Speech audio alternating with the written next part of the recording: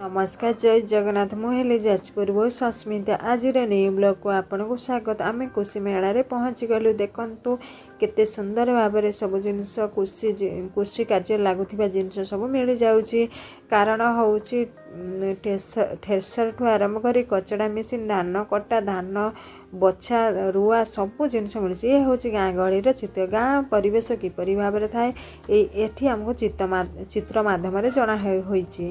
तापर ये देखते आमर धान माने तले रुआ मेसीन तला रुआ तापर ये मेसीन द्वारा तली को रोई पारिबा। आउ एठी होची राइस मेसीन तापर रही आमर अटा मेसीन तापर रही देखो ये फूल कुंड किपरि भाव में रही जाइए माने एते सुंदर साजसज्जा तापर कहवा को न सरे।